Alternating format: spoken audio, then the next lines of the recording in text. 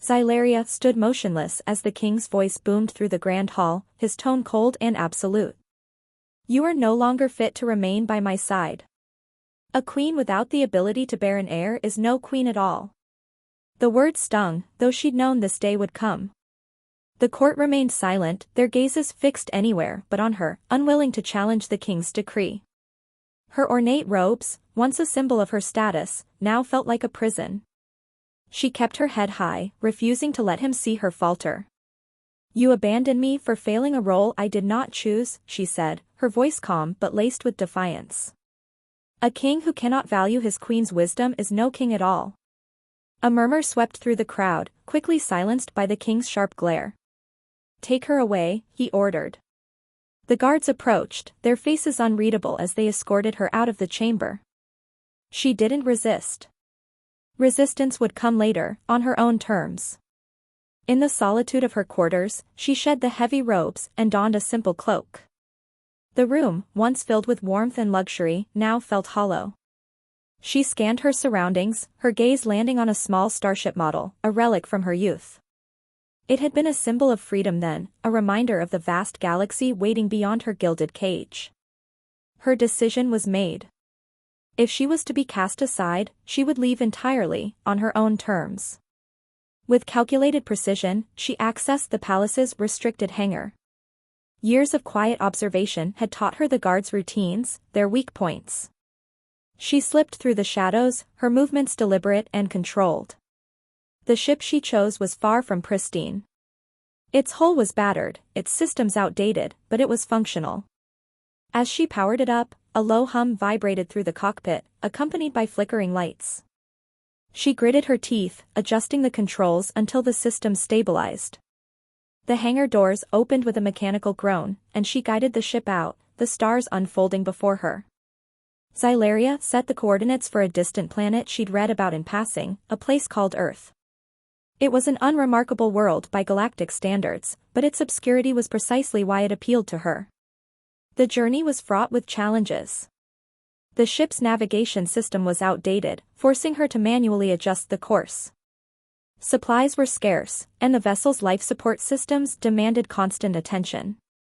Yet, through it all, she remained focused. Each obstacle was a reminder of her resolve, her refusal to be defined by the roles others had forced upon her. As Earth came into view, a mixture of relief and apprehension washed over her. The planet's blue and green surface was unlike anything she'd seen, a stark contrast to the sterile grandeur of the palace. She prepared for entry, the ship rattling violently as it pierced the atmosphere. Alarms blared, warning of structural instability, but she managed to stabilize the descent. The landing was rough, the ship skidding to a halt in a dense forest. Smoke billowed from the engines, and the smell of burning metal filled the cockpit. Xylaria exhaled, her hands trembling slightly as she shut down the systems. She had made it. She was free. Stepping out of the ship, she took in her surroundings. The forest was alive with sounds, chirping creatures, rustling leaves, a distant stream. The air was heavy with moisture, a sharp contrast to the sterile environments she'd known.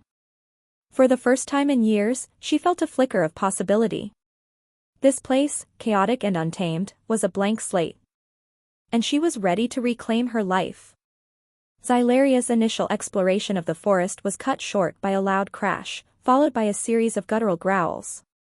She turned sharply, her instincts kicking in, and moved toward the source of the commotion. She reached a clearing where a human male was crouched, frantically trying to pry open a metallic container half buried in the dirt. The object, glowing faintly with alien symbols, emitted sporadic flashes of light. The man muttered under his breath, his voice tinged with irritation. "Come on, you stupid thing, open." He yanked at the container's latch with a tool that appeared woefully inadequate for the task. Xylaria stepped closer, her regal bearing intact despite her surroundings. "You're going to destroy it if you keep forcing it like that," she said, her tone measured. The man jumped, nearly dropping his tool. "Who the hey, what the hey?" He froze, his wide-eyed gaze taking her in. "Are you an alien?" "Very astute," she replied dryly. "And you are clearly an imbecile." He blinked, then smirked. "Wow, first contact, and the alien's already insulting me. Great start. Your incompetence deserves no less, she said, stepping past him to examine the container. The markings confirmed her suspicions. It was a containment unit for high-value artifacts, likely stolen. Where did you acquire this? Found it, he said, a little too quickly. Her sharp gaze told him she wasn't buying it. Okay, fine, I borrowed it. From whom? Let's just say some people who won't miss it. She sighed. Humans truly are as reckless as the archives suggested. Hey, I prefer resourceful, he shot back. Name's Nate, by the way. And you are? Xylaria, she said curtly, her attention still on the container. This artifact is not a toy. It's a Genesis key, an ancient device capable of terraforming barren worlds. Nate's eyes lit up. Terraforming? Like, creating life? That's incredible. I knew it had to be something valuable.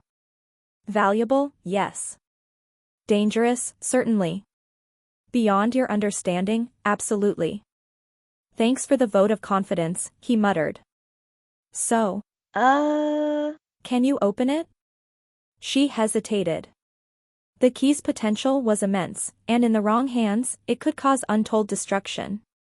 Yet her current situation left her with few options.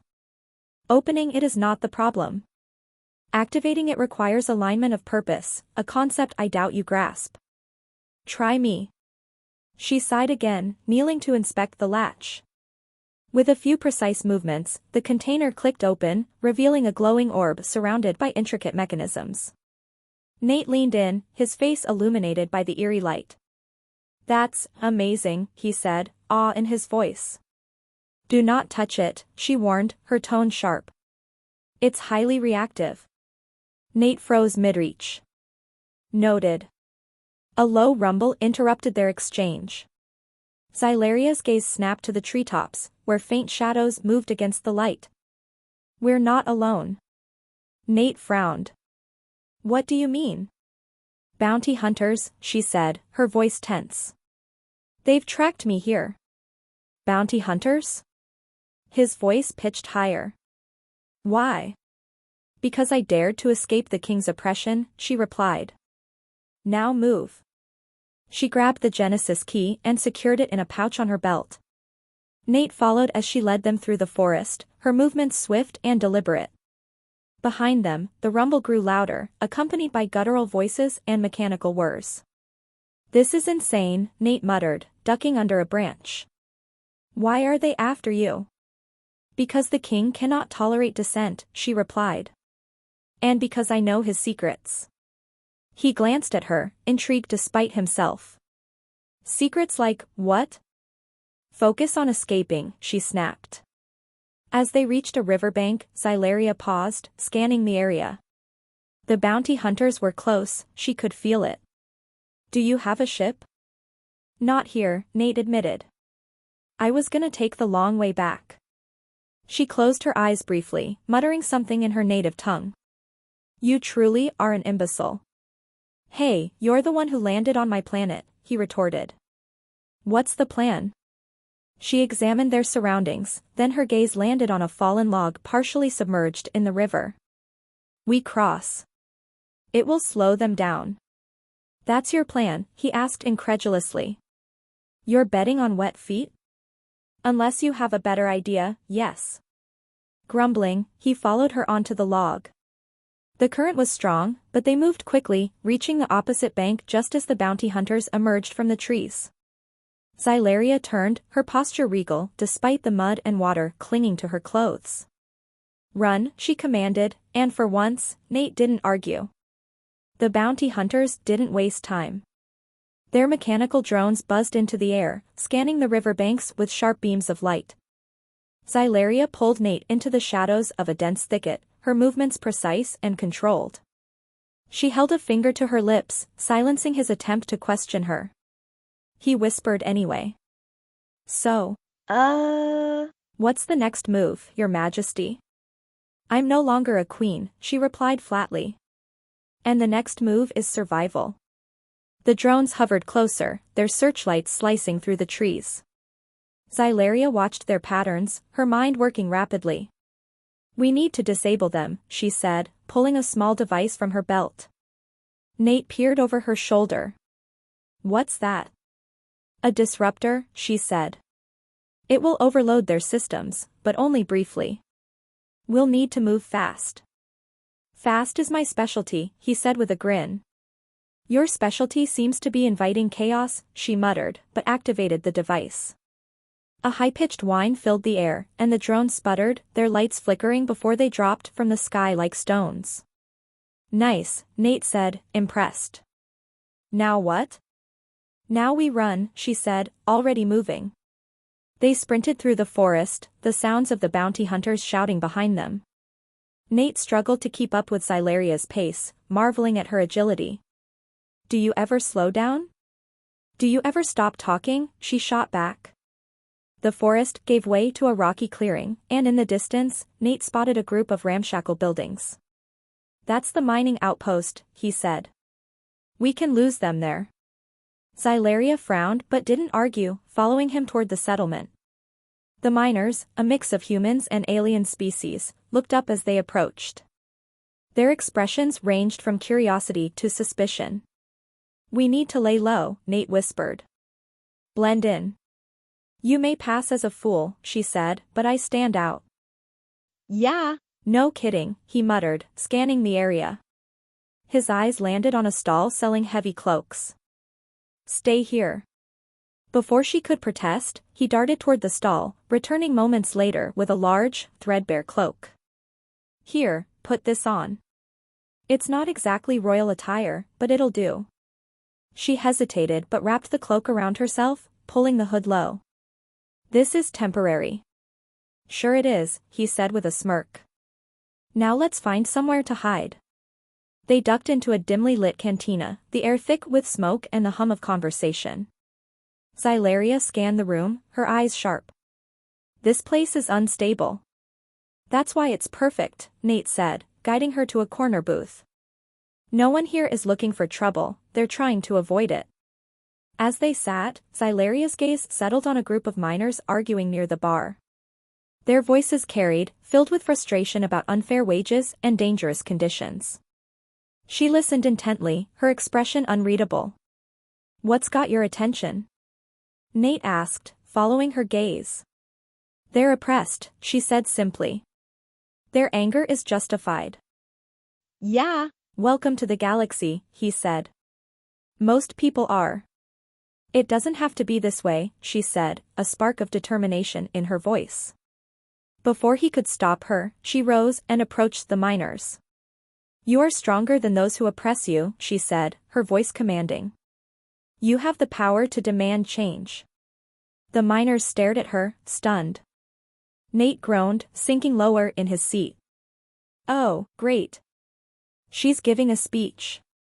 "You endure because you believe you have no choice," she continued, her words gaining momentum. "But together, you are more powerful than the ones who exploit you." The miners exchanged glances, and a murmur of agreement rippled through the crowd. One of them, a burly human with a scar across his cheek, stepped forward. "And who are you to tell us this?" "I am someone who has defied a tyrant," she said, her chin raised. "And I see the strength in you that he fears." The murmur grew louder, turning into cheers. Nate watched in disbelief as the miners rallied around her, their energy shifting from resignation to resolve. "You've got to be kidding me," he muttered. Xylaria returned to the booth, her expression calm. "We'll have allies now." "You just started a rebellion," he said, his tone incredulous. "Sometimes, chaos is necessary," she replied. "For someone who called me chaotic, you're doing a pretty good job yourself." She didn't respond, but the faintest hint of a smile played at her lips. The miners' cheers still echoed in the cantina as Xylaria leaned back, her expression unreadable. Nate couldn't decide whether to be impressed or exasperated. "So, now that you've rallied a small army, what's the plan?" "Because I don't think the bounty hunters are going to care about your revolutionary speech." "The plan," she said, her tone calm, "is to use their momentum." The miners know the terrain, and they have numbers. If the bounty hunters follow us, they'll walk into a trap. Nate raised an eyebrow. You're banking on a group of overworked miners to outsmart alien bounty hunters? They have more at stake than we do, she replied. Desperation is a powerful motivator. Before he could argue further, the cantina doors burst open, and the bounty hunters stormed in, weapons drawn. The miners froze, their newfound confidence faltering under the hunters' imposing presence. Xylaria stood, her movements deliberate, drawing the hunters' attention. Leave now, and you may walk away intact, she said, her voice cutting through the tense silence. The lead hunter, a towering figure with glowing red eyes, chuckled. You're bold for someone with no power here. Power isn't about position, she replied. It's about knowing when to act. Nate groaned. She's really doing this. The bounty hunters stepped closer, weapons trained on her. Xylaria didn't flinch. You believe strength lies in fear, she said, her voice steady. But fear is fleeting. Unity is enduring. The miners, emboldened by her words, began to stir. One by one, they grabbed tools, makeshift weapons, anything within reach. Nate saw the shift, the subtle change in the air, and realized she'd done it again. She'd turned the tide. The first strike came from the burly miner with the scar. He swung a wrench, knocking a weapon from a hunter's hands. Chaos erupted as the miners swarmed, overwhelming the bounty hunters with sheer numbers. Nate grabbed Xylaria's arm, pulling her toward the back exit. You do realize this only buys us time, right? He said as they ran. Time is all we need, she replied, clutching the Genesis key. We must activate it. Nate stopped short. Wait, you're serious? You want to use that thing now? What if it doesn't work? Then we adapt, she said, her gaze unwavering. But if it does, we create something greater than ourselves. Pretty optimistic for someone who called me reckless, he muttered but followed her out into the open. The clearing beyond the outpost was barren, the ground cracked and lifeless. Xylaria placed the Genesis key on the ground, its glow intensifying as she activated it. Symbols lit up, and a soft hum filled the air. It requires alignment of purpose, she said. We must focus. Nate frowned. Focus on what? On what we want to create, she said. Hope, change, life. He stared at her, skeptical but unwilling to argue. Together, they placed their hands on the device. The hum grew louder, and a wave of light spread outward, illuminating the desolate land. For a moment, nothing happened. Then, the ground trembled. The barren earth began to shift, cracks filling with vibrant green. Plants sprouted, their growth accelerated, and streams of water burst forth, transforming the wasteland into a thriving landscape. The light faded, leaving behind a scene of breathtaking renewal. Nate blinked. Did we just? We created life, she said simply. The bounty hunters stumbled into the clearing, their weapons forgotten as they stared in awe. The miners followed, their expressions a mix of disbelief and wonder. The lead hunter lowered his weapon, shaking his head. This wasn't what we were told to expect. Xylaria stepped forward. The king sent you to silence me, but you've witnessed the truth. His power is built on destruction. Ours is built on creation. The miners cheered, and even the bounty hunters hesitated, their resolve shaken. Nate glanced at Xylaria, a grin tugging at his lips. You really know how to make an impression. It's not about me, she said, her gaze on the transformed land. It's about what comes next. As the crowd dispersed, their energy renewed, Nate turned to her. So, what now? Back to the palace to rub this in the king's face? No, she said, a faint smile on her lips. We move forward. Together. For the first time, Nate felt a sense of purpose beyond survival. Well, wherever forward is, count me in. Xylaria nodded, her resolve firm. They had created something extraordinary, and it was only the beginning.